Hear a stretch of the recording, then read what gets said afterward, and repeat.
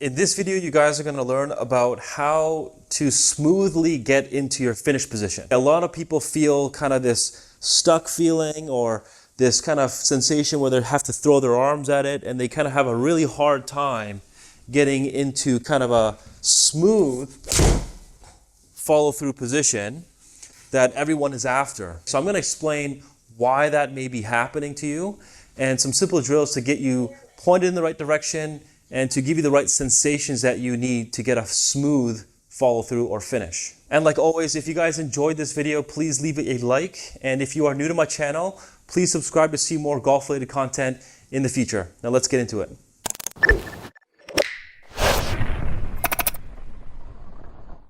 So when it comes to moving into your finish smoothly, there's a few things that almost everyone has a concern with or a feeling. So one is that they all feel very stuck, meaning that they feel like their body's jammed up in some way and it can't continue to move the way that they want. The second is that they all feel like they have to hit the ball mostly with their arm and wrist on the way through. So I'm here to tell you that those two things are caused by a lack of rotation and the correct extension in the body, okay? So rotation like this, and obviously extension this way, kind of getting your belt to be pushed forward and your chest to extend backwards, okay?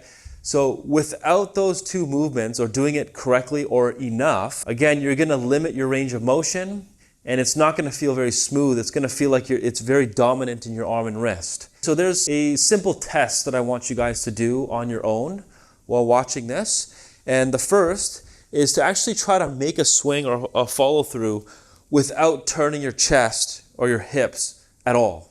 And you'll find that when you make a backswing, you go through it, you don't turn your chest and your hips, your arms are gonna bend really, really quickly, okay? So it's gonna feel really difficult to get into that finish quite smoothly. It'll feel like it's kind of almost forced at the end. So you'll kind of hit, the club will kind of go over your shoulder, and then kind of afterwards, well afterwards, you'll start to turn and get into your finish. So you'll notice right away that without enough rotation, you can't keep your arms going continuously into the follow through and into the finish very smoothly, because you're gonna wanna have to do this or bend your arm and flip your wrist, all sorts of stuff like that. The second test is to make a follow through with your chest and your belt facing downwards. You'll also feel that when you keep your chest and belt down, you also can't keep your arms straight for very long. Okay, there's not enough mobility there. All right, so being able to have enough kind of rotation on the way through and extension is going to allow you to feel really, really smooth with your arms. You don't have to use as much as your arm and wrist as you've been doing. So just having that right combination of extension and rotation, and not just dominating with your arms, just getting the body to stall out. That's the cause of your finish or moving into your finish, why it doesn't feel very smooth. And besides rotation and the correct amount of extension, there's also a third reason why, and that has to do with the correct understanding of how to displace your weight kind of toe to heel in your finish.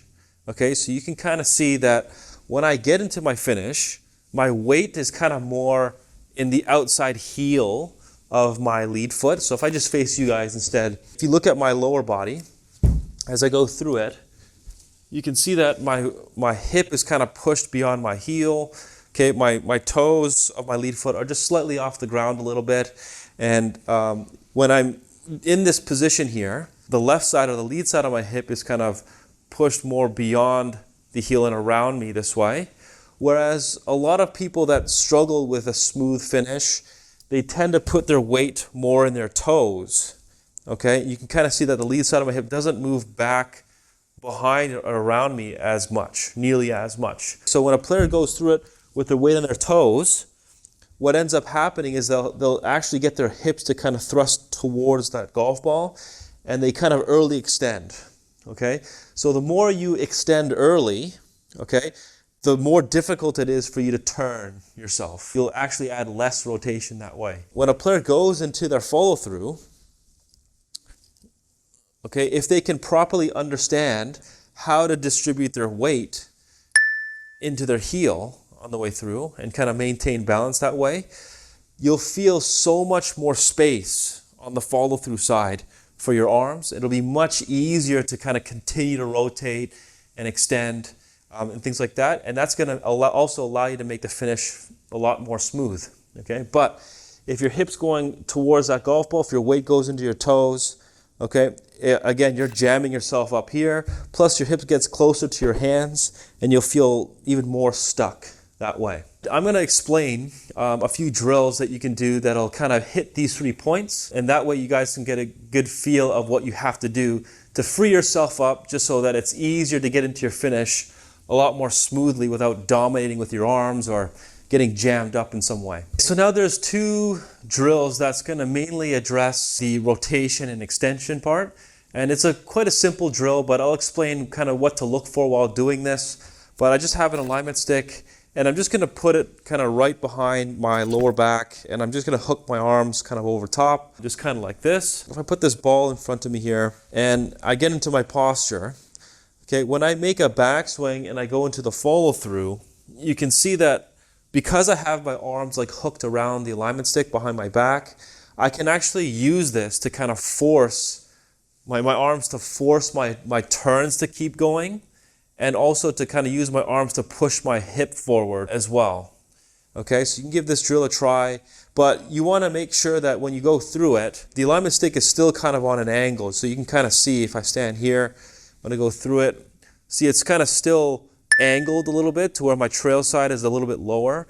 So you don't want to rehearse it like this. You don't want it to be totally level to the ground. That's not what you want. So in your posture, you go back and you go through it.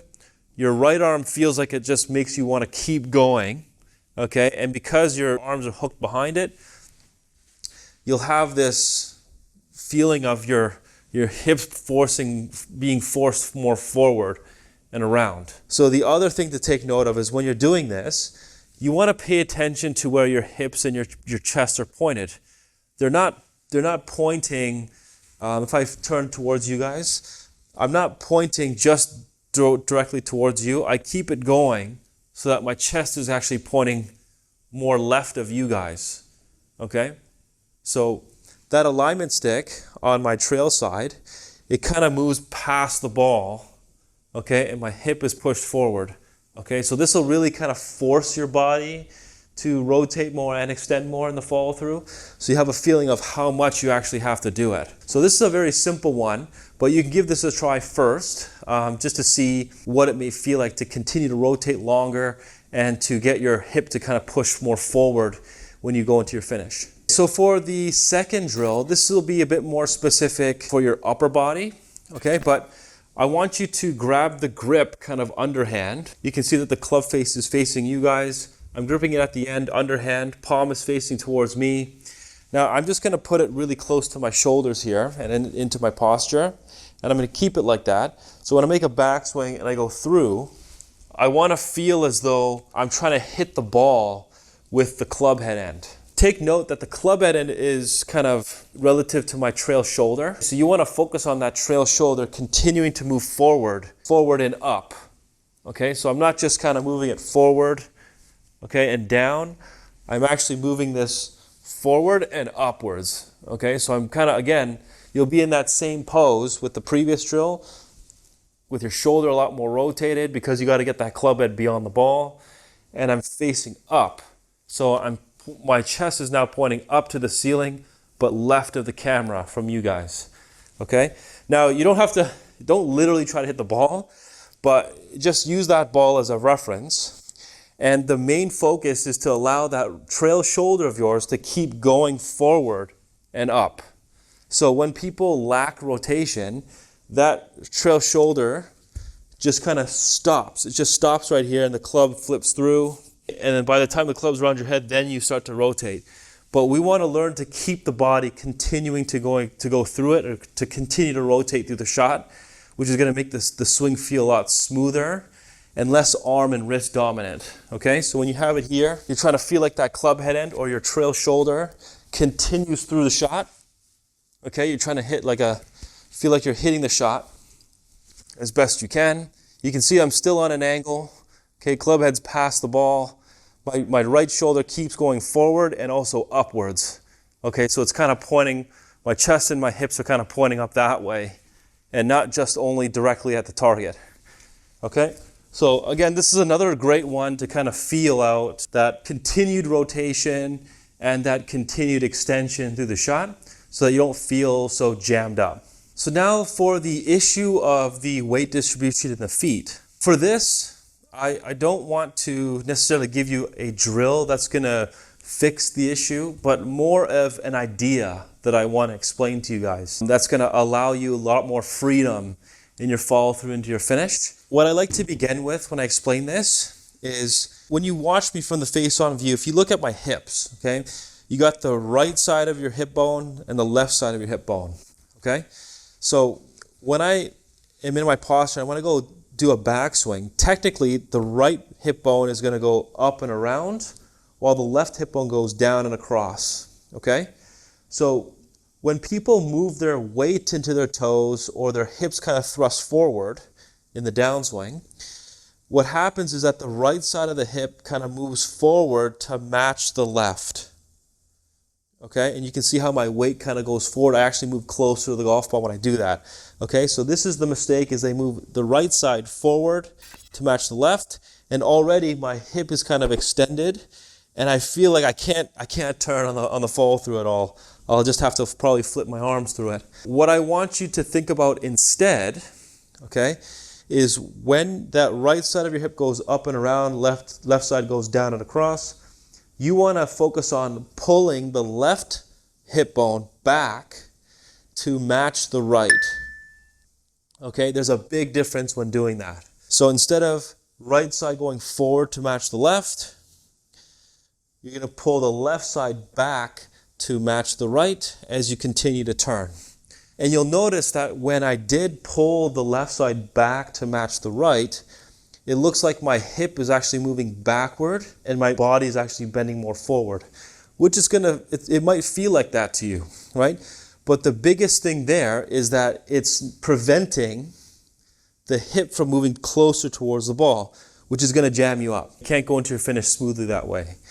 But if you allow the left side to pull back and your hips to kind of push back further away from the ball, like I feel like my belt has moved further away from the ball, then when I go through it into my follow through or my finish, I feel like there's a lot more room for my arms to swing through on the follow through. When my hips go back, it's also easier for me to keep my weight more in the outside heel of my lead foot. So this is the incorrect. My right hip goes back and I move it forward to match the left, okay?